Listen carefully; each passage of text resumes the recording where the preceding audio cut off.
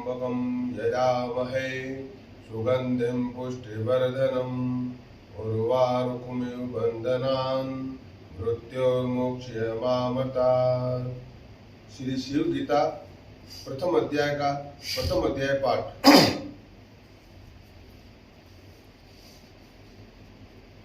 अनुवाद। सूत जी बोले, हे शौनकादिकों, अब मैं शुद्ध और केवल्य मुक्तिदायक संसार के दुख छुड़ाने में औषधि रूप शिव गीता रत्न को शिव जी के अनुग्रह से वर्णन करता हूँ।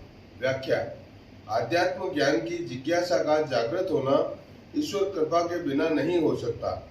भगवान शिव स्वयं ईश्वर रूप हैं, जिनके अनुग्रह पर ही सूत जी शौनकादि मुनियों के समक्ष शिव गीता का उपदेश कर रहे हैं। जीवन का चरम उत्कर्ष केवल्य मुक्ति है, जिसे संसार के सभी प्रकार के दुखों का अंत होकर मनुष्य परमानंद को प्राप्त होता है। दुखों से निवृत्ति की यही एकमात्र औषधि है, जिसका वर्णन इस शिव गीता में किया गया है। सूत जी इसी शिव गीता का कथन शौनकादि समस्त मुनियों के समक्ष कर रहे हैं। अनुवाद। न कर्मों के अनुष्ठान, न दान, न तप से मनुष्य मुक्ति को प्राप्त होता है, किंतु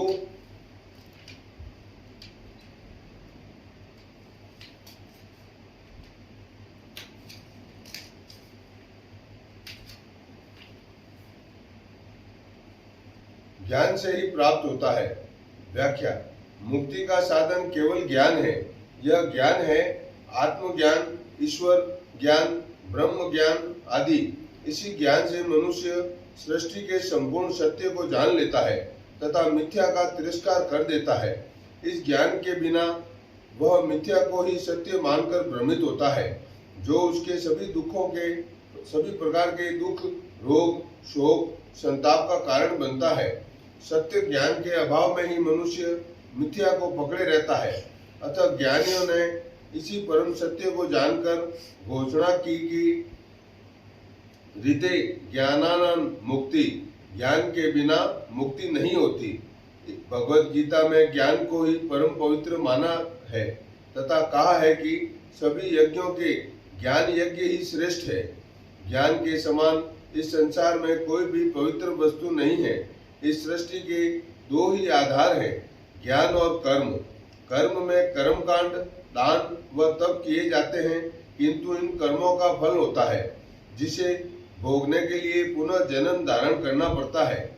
उत्तम कर्मों से स्वर्ग की प्राप्ति हो सकती है, किंतु कोई भी कर्म मुक्ति का साधन नहीं बन सकता। आरंभ में कर्मों की आवश्यकता है, किंतु ये परम गति को प्राप्त करने में सहायक नहीं होता। अतः सूत जी ज्ञान को ही महत्व दे रहे हैं। अनुवाद। आगे शिव जी ने दंडक वन में रामचंद्र जी को जो शिव गीता का उपदेश दिया है, वह गुप्त से भी गुप्त है। व्याख्या। आध्यात्म ज्ञान सामान्य ज्ञान नहीं है, जिसे कोई भी व्यक्ति समझ सके। सामान्य व्यक्ति, जिसकी बुद्धि व मानसिकता का पूर्ण विकास नहीं हुआ है, वह इसे ग्रहण करना तो दूर रहा, समझ भी नहीं सकता। इसीलिए ऐसे ज्ञान को गुप्त ही रखा गया है तथा आध्यात्मिक गुरु अपने किसी योग्य पात्र को देखकर ही यह ज्ञान उसे देता है। अयोग्य को देने का इसीलिए शास्त्रों में निषेध किया गया है। इस शिव गीता का ज्ञान भी उच्च कोटि का ज्ञान है, जिसे सर्वप्रथम भगवान शिव ने रामचंद्र जी को दंडकारण्य में दिया था। इसी का वर्णन सूत जी इन ऋषियों के सामने कर रहे हैं। अनुवाद। इसके श्रवण मात्र से ही मनुष्य मुक्ति को प्राप्त होता है, जो पूर्व काल में स्कंद जी ने सनत कुमार से वर्णन किया था। व्याख्या। भगवान शिव द्वारा उपदिष्ट यह ज्ञान ऐसा है, जिसे कोई ठीक से सुन भी ले तो वह भी मुक्त हो जाता है। उसे अन्य किसी साधना तपस्या की कोई आवश्यकता ही नहीं रहती। यही ज्ञान पूर्व काल में स्कंद जी ने सर्वप्रथम सनत कुमार जी को दिया था, जो ब्रह्मा के मानस पुत्र थे। इसी ज्ञान से वे मुक्त होकर रहे। अनुवाद। उस मुनि श्रेष्ठ सनत कुमार जी ने व्यास जी से कहा और बादरायण व्यास जी के कृपा से वह हमने वर्णन किया है। व्याख्या। ज्ञान की एक परंपरा होती है। जिन श्रेष्ठ ज्ञानियों ने कठिन तपस्या से ज्ञान प्राप्त किया है, वे उसे अपने किसी योग्य शिष्य को देते हैं, जिससे उस ज्ञान की धारा कहीं अवरुद्ध न हो जाए। सनत कुमार जी ने इसी ज्ञान को आगे बढ़ाने हेतु उसे बादरायण व्यास जी से कहा। सूत जी कहते हैं कि व्यास बादरायण की कृपा से ही मैं उस ज्ञान का वर्णन आप लोगों के सामने कर रहा हूँ। अनुवाद। और यह भी कहा था कि तुम यह ज्ञान किसी को नहीं देना। हे सूत पुत्र, ऐसा वचन पालन न करने से देवता क्षुभित होकर शाप देते हैं। व्याख्या। सूत जी कहने लगे कि व्यास जी ने मुझे यह भी कहा कि इस ज्ञान को तुम और किसी को नहीं देना, वरना ये देवता लोग क्षुभित होकर शाप देते हैं, क्योंकि देवता लोग इस बात को पसंद नहीं करते। अनुवाद। हे ब्राह्मणे, तब मैंने भगवान बादरायण व्यास जी से पूछा, हे भगवान, सब देवता क्यों शोक करते हैं और क्यों शाप देते हैं? व्याख्या। सूत जी कहने लगे कि जब श्री व्यास जी ने मुझे ऐसा कहा तो मैंने उनसे पूछा कि इस ज्ञान के देने से देवतागण क्यों शुद्ध हो जाते हैं तथा शाप क्यों देते हैं? इस ज्ञान को देने से देवताओं की क्या हानि होती है? वे क्यों परेशान होते हैं? क्या देवताओं को ज्ञान अच्छा नहीं लगता? अनुवाद। उनकी इसमें क्या हानि है जो ये देवता लोग कोप करते हैं? यह सुनकर व्यास जी मुझसे बोले, हे वत्स, तू अपने प्रश्न का उत्तर सुन। व्याख्या। सूत जी कहने लगे कि जब मैंने व्यास जी से देवताओं के क्रोधित होने का कारण पूछा तो व्यास जी कहने लगे कि इसका कारण मैं तुझे बताता हूँ, सुन। अनुवाद। जो ब्राह्मण नित्य अग्निहोत्र करने वाले हैं और गृहस्थाश्रम में रहते हैं, वे ही सब फलों के देने वाले देवताओं की कामधेनु हैं। व्याख्या। सूत जी कहने लगे कि व्यास जी ने कहा कि ये देवतागण महान भोगी हैं, इनको भोग न मिलने पर ये क्रोधित होकर शाप भी देते हैं। ये दूसरों से ईर्ष्या भी करते हैं। राग द्वेष सभी इनमें विद्यमान है। समुद्र मंथन से निकला अमृत ये स्वयं पीना चाहते हैं। असुरों से सदा झगड़ते रहते हैं। इनको भोग सामग्री गृहस्थों से ही मिलती है। जो नित्य अग्निहोत्र करते हैं, इनका सूक्ष्म भाग ये ग्रहण कर तृप्त होते हैं, जिससे ये उनकी मनोकामना पूरी करते हैं। ये गृहस्थ ही इनकी कामधेनु है, जो इनको नित्य भोग प्रदान करते हैं। यदि ये गृहस्थ यज्ञ कर्म को छोड़कर मुक्ति का मार्ग ग्रहण कर ले तो इनको भोग मिलना ही बंद हो जाएंगे, जिससे ये कुपित होकर उनको शाप देते हैं। अनुवाद। भक्ष्य भोज्य पान करने योग्य जो कुछ पर्वों में यज्ञ किया जाता है, जो हवि द्वारा अग्नि में आहुति दी जाती है, वह सब स्वर्ग में मिलती है। व्याख्या। विशेष पर्वों में गृहस्थ यज्ञ किया करते हैं, जिनमें सभी प्रकार के भक्ष्य भोज्य तथा पान किए जाने वाले पदार्थों की अग्नि में आहुति देते हैं। इन पदार्थों का सूक्ष्म रूप से ये देवगण स्वर्ग में ही स्वीकार करते हैं, जिससे वे तृप्त होते हैं।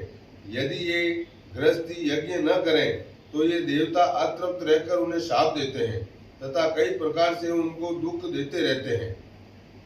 अनुवाद।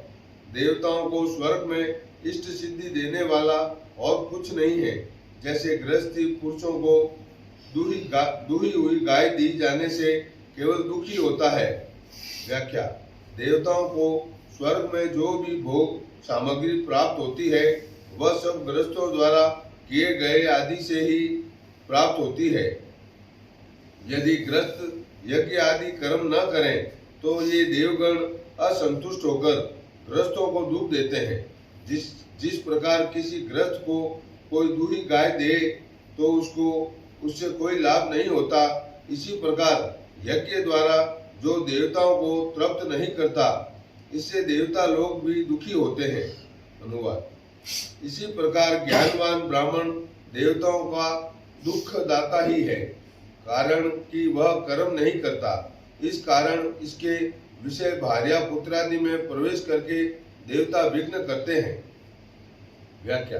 गृहस्थी लोग जो यज्ञ आदि कर्म करते हैं, वे फल की इच्छा से ही करते हैं कि इससे देवता लोग प्रसन्न होकर उनको इच्छित फल देंगे, किंतु ज्ञानी जन जिनको आत्मज्ञान हो गया है वे फल की कामना से कोई कार्य नहीं करते।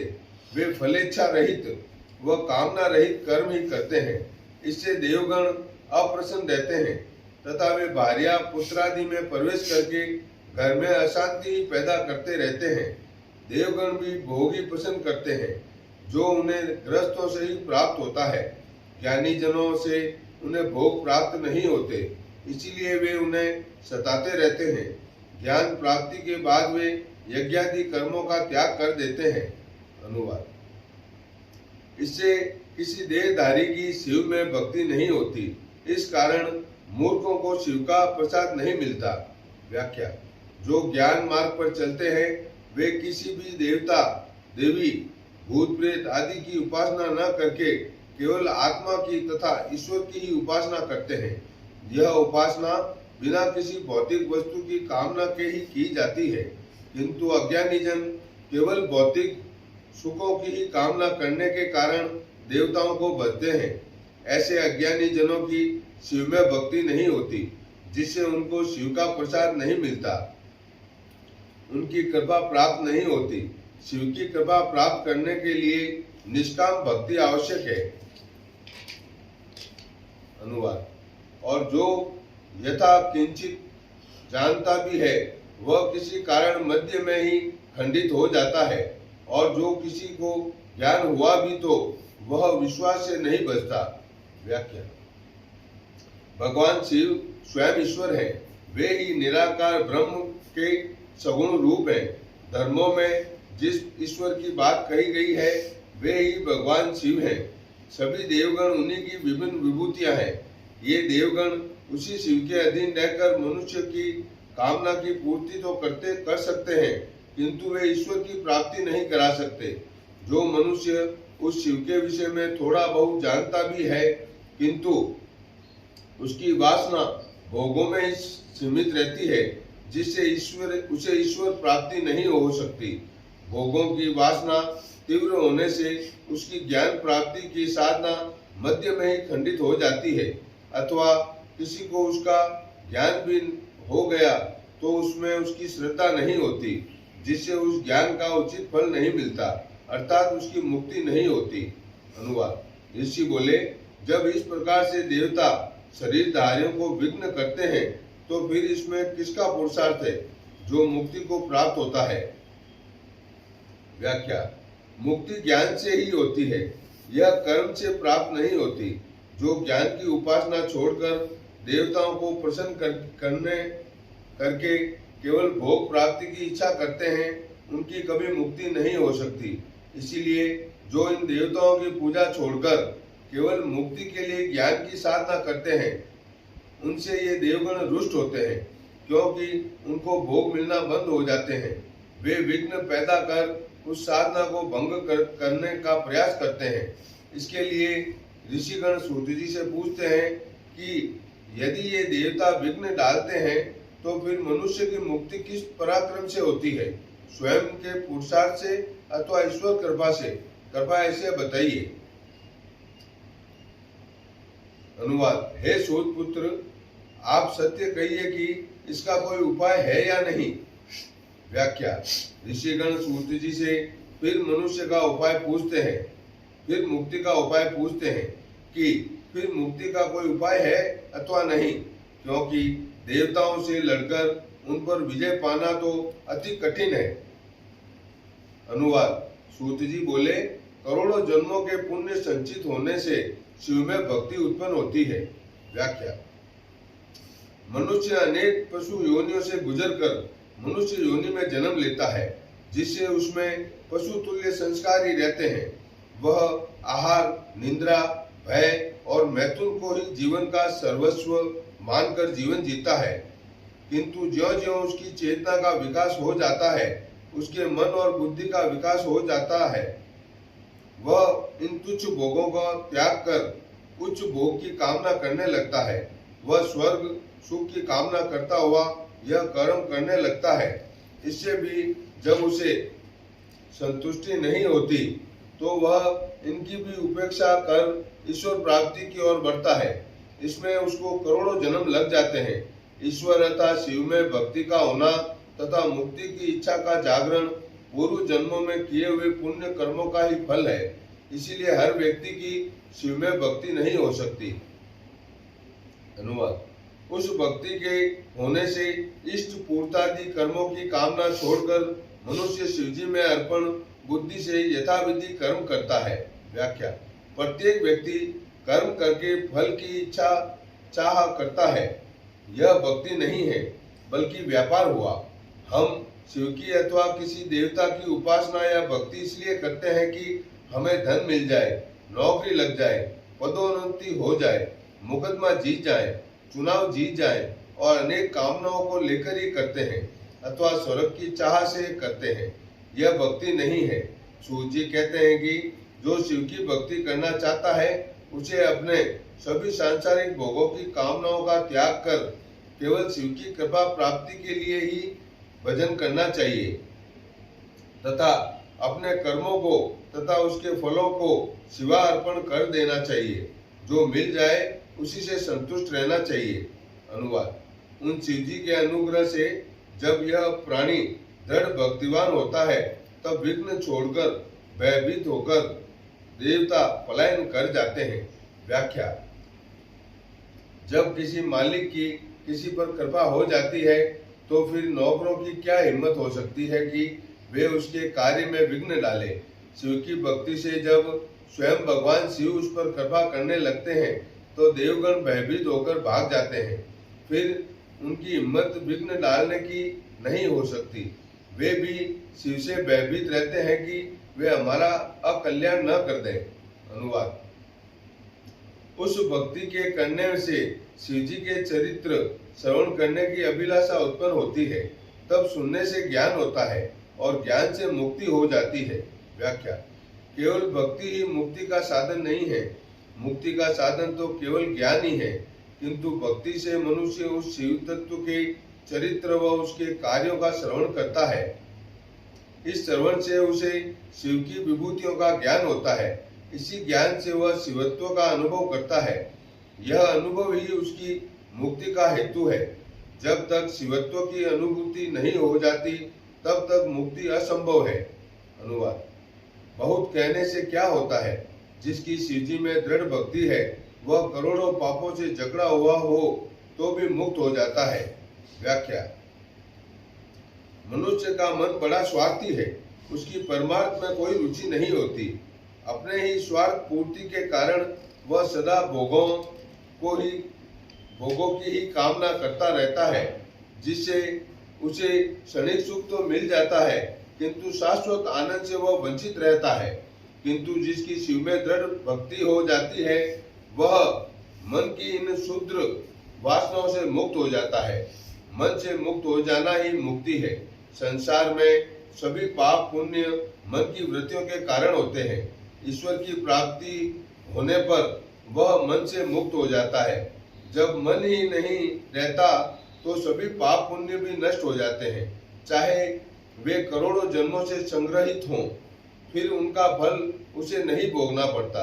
यह सब शिव की कृपा से ही होता है। मुक्ति में केवल मन ही बाधा है, जो शिव की कृपा से ही दूर की जा सकती है। अनुवाद। अनादर से, मूर्खता से, परिहास से, कपटता से भी जो मनुष्य शिव भक्ति में तत्पर है वह अंत्यज भी मुक्त हो जाता है। व्याख्या। भगवान शिव कोई मनुष्य नहीं है जो किसी पर नाराज होकर बदला ले, न वे कोई देवता है जो कुपित होकर किसी को शाप दे। वे तो साक्षात ईश्वर हैं जो सब पर कृपा करते हैं। उनका नाम कोई भी भक्त किसी भी रूप में लेकर यदि उनका स्मरण करता है तो वह भी मुक्त हो जाता है। ऐसी उनकी महानता है। अनुवाद। इस प्रकार से भक्ति सदा सबके लिए करने के योग्य है। इस भक्ति से भक्ति के करते भी जो मनुष्य संसार से न छूटे तो उस संसार बंधन से न छूटने वाले के समान दूसरा कोई भी मूर्ख नहीं है। और यदि शिवजी भक्ति से ही प्रसन्न नहीं होते तो केवल उन लोगों से जो नियम से केवल भक्ति या द्रोह ही करते हैं। व्याख्या। ईश्वर प्राप्ति के लिए सभी प्रकार की साधनाएं कठिन वह विलंब से फल देने वाली है, किंतु भक्ति का फल निश्चित व तत्काल मिलता है। फिर शिव जी तो अल्प से ही प्रसन्न होने वाले हैं। इसलिए इस प्रकार भक्ति को अपनाकर जो संसार बंधन से न छूटना चाहे तो ऐसा व्यक्ति महामूर्खी माना जाएगा। यदि कोई भक्ति करके भी संसार बंधन से न छूटे तो वे केवल भक्ति को ही दोष देने लगते हैं, किंतु वे उसके नियम को नहीं जानते कि भक्ति किस प्रकार करनी चाहिए। अनुवाद। उन पर भी प्रसन्न होकर शिव मनोवांछित फल प्रदान करते हैं। बड़े मोल की वस्तु कुछ लेकर या अल्प मोल की वस्तु अथवा केवल जल ही देकर जो नियम से शिवार्पण करते हैं, शिव जी प्रसन्न होकर उसे त्रैलोक्य ज्ञान देते हैं। और जो यह न हो सके तो नियम से नमस्कार अथवा प्रदक्षिणा जो नित्य प्रति शिव जी की करता है उसके ऊपर भी शिव जी प्रसन्न होते हैं। और जो प्रदक्षिणा में भी असमर्थ हो वह केवल मन में ही शिव जी का ध्यान करे। व्याख्या। किसी बहुमूल्य वस्तु को प्राप्त करने के लिए उसका मूल्य भी अधिक चुकाना पड़ता है। यदि कोई व्यक्ति मुक्ति ही चाहता है तो उसे कठिन साधना करनी पड़ती है। यदि यह न हो सके वो शिवजी पर नित्य प्रति जलाभिषेक ही करे अथवा उन्हें नित्य प्रति नमस्कार ही करे अथवा उनकी प्रदक्षिणा ही करे अथवा मन में शिवजी का ध्यान ही करे तो भी शिवजी प्रसन्न होकर उनकी श्रद्धा के अनुसार मनोवांछित फल अवश्य देते हैं। किसी भी प्रकार से भक्ति का सुफल अवश्य मिलता है। अनुवाद। चलते हुए और बैठते हुए में जो उनका स्मरण करके करे उसको भी अभिष्ट पदार्थ प्रदान करते हैं। चंदन, बेल, काष्ठ तथा वन में उत्पन्न हुए फल जिसको अधिक प्रीति करने वाले हैं उससे शिवजी की सेवा करने में त्रिलोकी में कौन सी वस्तु दुर्लभ है। व्याख्या। भगवान शिव ऐसे दयालु हैं कि वे थोड़े ही से प्रसन्न होने वाले हैं। यदि कोई चलते फिरते उठते बैठते उनका स्मरण करता है तो उनको भी अभिष्ट पदार्थों की प्राप्ति हो जाती है। शिवजी को किसी मूल्यवान सामग्री की कोई अपेक्षा नहीं रहती। वे वनों में जो भी वस्तु उपलब्ध है जैसे चंदन, बेल, काष्ठ अथवा वनों में उत्पन्न होने वाले फल उनको अधिक प्रिय हैं। जो मनुष्य इनसे भी उनकी सेवा करते हैं वे उसे सभी कुछ देने में समर्थ है, क्योंकि उनके लिए त्रिलोकी में कोई भी वस्तु दुर्लभ नहीं है। अनुवाद। वन के उत्पन्न हुए फल मूलादि में शिवजी की जैसी प्रीति है वैसी ग्राम नगर में उत्पन्न हुए उत्तम उत्तम फल मूलों में नहीं होती। व्याख्या।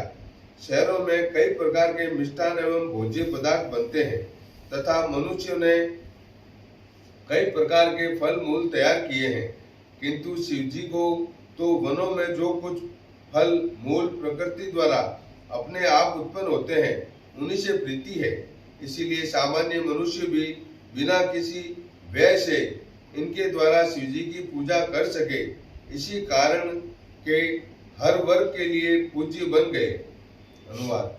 जो ऐसे देवता को छोड़कर अन्य देवता का भजन सेवन करता है वह मानो भागीरथी का त्याग करके मृग तृष्णा की इच्छा करता है। व्याख्या। शिव जैसे देवता जो तुच्छ से प्रसन्न होकर इच्छित फल प्रदान करने में सक्षम है तो फिर अन्य देवताओं की महंगी पूजा में धन व्यय करके भी यदि इच्छित फल न मिले तो इसे इसी प्रकार समझना चाहिए कि वह व्यक्ति मानो गंगा का त्याग करके मृग जल की ही आशा करता है जिससे कभी उसकी प्यास नहीं बुझ सकती। अनुवाद। किंतु जिनके करोड़ों जन्मों के पाप संचित हो रहे हैं, जिनका चित्त अज्ञान अंधकार से आच्छादित हो रहा है, उनको शिवजी की भक्ति का लाभ नहीं मिलता। व्याख्या। ईश्वर की भक्ति पूर्व जन्मों में किए गए सुकृत का ही फल है। जो तामसी वृत्ति वाला है, जिसने कभी सुकर्म नहीं किया, जो भोगों में ही रहकर सदा पाप कर्म ही करता आया है, जिसकी बुद्धि का विकास ही नहीं हुआ है, वह ईश्वर व धर्म के रहस्य को नहीं समझ सकता। ऐसे व्यक्ति की कभी शिव में भक्ति नहीं हो सकती तथा बिना भक्ति के कोई भी देवता उसे मुक्ति नहीं दे सकते। अतः सर्वप्रथम उसे सुकृत द्वारा मलिन चित्त को स्वच्छ करना ही होगा, तभी उसे ईश्वर की कृपा का प्रसाद मिलेगा। अनुवाद। काल, देश तथा स्थान का भी कुछ नियम नहीं है। जहाँ जिसका चित्त लग सके वही ध्यान करे। व्याख्या। किसी भी अन्य देवता की उपासना हो अथवा योग साधना, उसमें स्थान, देश व काल का ध्यान रखना आवश्यक है। जैसे मंदिर हो, गुफा हो, एकांत स्थान हो, बैठने के लिए मृगचरम हो, प्रातः काल हो, ब्रह्म मुहूर्त हो, पवित्र स्थल हो, गंगा तट हो, नवरात्रि का समय हो, आदि अनेक बातों का ध्यान रखकर ध्यान तथा उपासना की जाती है, तभी वह सफल होती है। किंतु शिवजी के ध्यान में ऐसा कोई नियम नहीं है।